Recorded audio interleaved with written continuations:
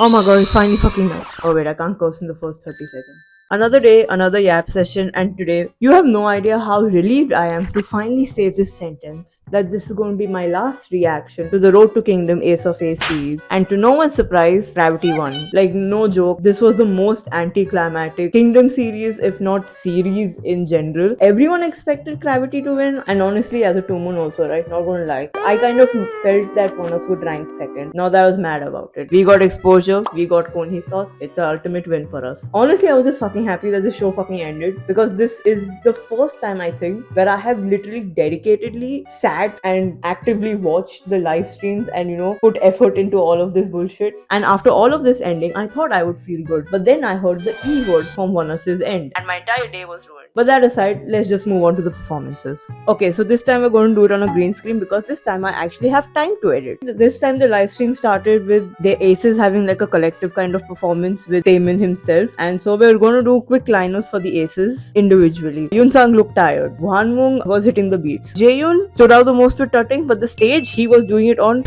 Junsok was nice, quick, sharp in his movements, but the camera really did not do him justice again. Taeyong performed as expected. I really liked his b-boying part. Now we move on to the group performances. Heads up, I am not going to go too much into the concepts this time because I assume that the concepts that they're going to do for the group stages is going to be like intricately woven in the main comeback concept and yeah.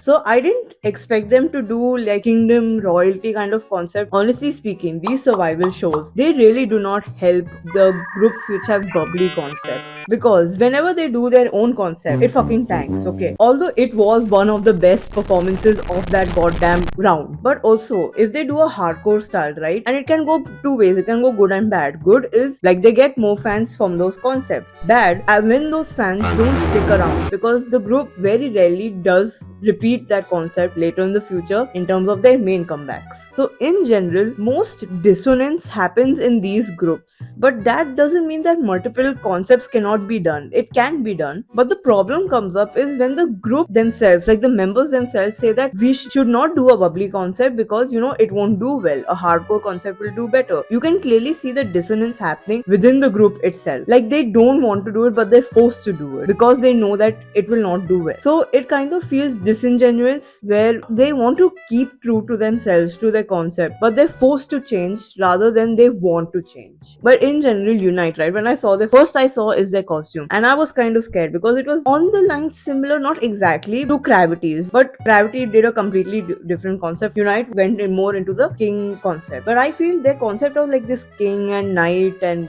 battle royale kind of thing, it was kind of generic in the sense there wasn't really anything different about it. Maybe I was not able to pick up on it, but their message was to show conviction, right? But because they wanted to show this conviction message, it ended up making the stage look a little plain in the sense, right? Their concept was like a king, like they are marching on forward, they will continue persevering ahead till they reach their goal, and it's the message of we will continue working this hard. So if you take any group in general, right, this will be the message that we will continue to work hard. So I feel it lacks the touch of Unite. Like, how is Unite different from any other boy group? How is their message of conviction different from any other group? So that's what I meant by generic, where it looked like a very simple kingdom or knight inspired stage, or maybe there were Unite elements which I was personally not aware of. But I'm not saying that the performance was good. They did a good job. It was just that the concept of the stage could have been a little more deeper.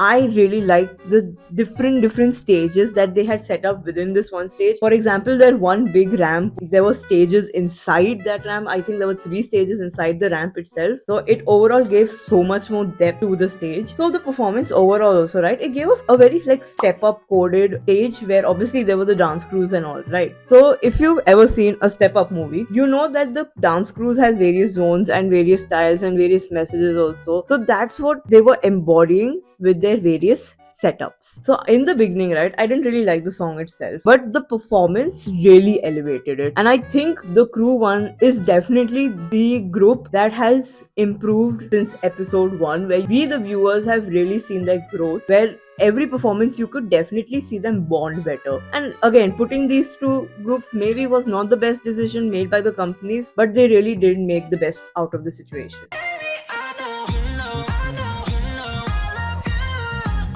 I think I like their stage the best. Okay, I have come a long way from being a 15-year-old that had a high distaste for sexy concepts, and as opposed to a 21-year-old me where I was literally crying over sexy vampires, except Soho because he is my son. But even more so, I was crying because they know how much we have missed the vampire kings or lords, whatever. Hopefully they revert back to this concept in their main comeback concepts. We pray. But yeah, so the reason why I like this stage is because it looked full, question mark. And again, what do we thank for that? Lighting. Where the dim and dark lighting, right? It helped us in keeping not too many props and also filling up the stage because of that. And making the stage look full. Also, I love my men fully clothed. So I already loved their costumes. But Vanessa's style, especially in this episode, I feel 8. Especially like giving Xeon like the long sleeve drapey things. I don't know how to describe the shirt. It really complemented his already long extensions. And giving Lido red hair was just I have never simped for a man, but this hair color on him, I think this is the only exception. Well, not only exception, but for him, it's the only exception. Speaking of Lido, right? This is the Lido that I knew and loved, and I really wanted to see in the fire stage. Like, no joke, I really loved this throne part because he definitely was expressing himself more. He felt more comfortable. I feel there was less stress also in his life. This part was probably my favorite aside from Hanung's Candelabra's solo.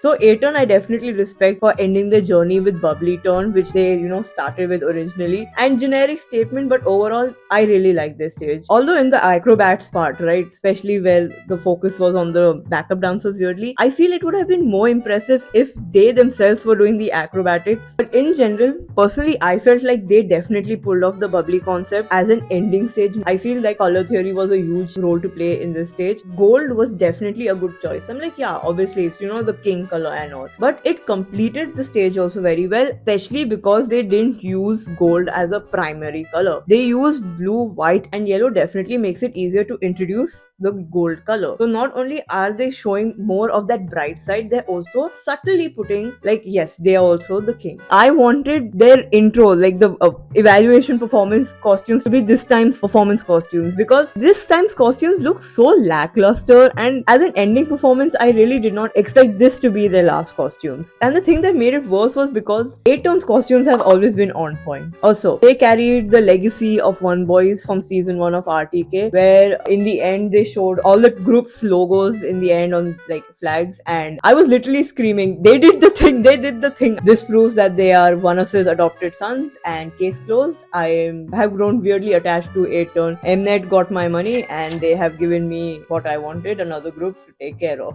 You're my story, yeah, I'm going crazy now. I really liked how they closed off the arc of their RTK journey in this stage. This stage was the cleanest by incorporating various major elements from the previous stage in this stage itself. Like from episode 1 it was the sword, from episode 2 it was the hand, and from episode 3 it was more the members were like bonded to show like the venom bonding. So as for concept, I assume it's very heavy. Lovities have fun with that. The only thing I can assume is that they were going for a multiple world kind of scenario, because the doors, right, they have various environments growing around them, and it kind of reminded me of the doors from Doctor Strange. So since Historia itself means inquiry, I think all these stages have some elements of curiosity, and curiosity is the thing that binds all these stages. Where in Sugar Rush, right, it was the temptation of knowledge, and Overdose is the overpowering knowledge, like literally seeping through your veins, sometimes consuming you, and sometimes it's not in a good way. Again, I know I'm wrong about this. Sometimes I just need to be medicated. So with one survival show done, the question is, will I subjugate myself to a cruel or torture method by watching Starlight Boys? And the answer is sadly no. I actually watched RTK because one of my groups was actually in it, and I have always had this ideology of why would I watch a survival show if I don't know the actual people in it. Instead, I will stand the byproduct of the shows. namely warn us or even yell us. Give them support after the trauma, you know. Everything I know about Starlight Boys is against my will. I go on Twitter and I see 16 Boys fan cams being released 24 hours late because they broke some obscure rule that we will not mention specifically. Then I see judges being absolute pieces of shit to the contestants. And then in the end, I see this diva. And honestly, I'm kind of, convinced to watch the show out of sheer respect for him. Moral of the story is if I'm desperate, sure, why not? I might end up watching Starlight Boys or even Project 7. But as for now, it's been me, your girl Ravenous. And don't forget to like, comment, share, and subscribe. And I'll see you all next time. Ciao.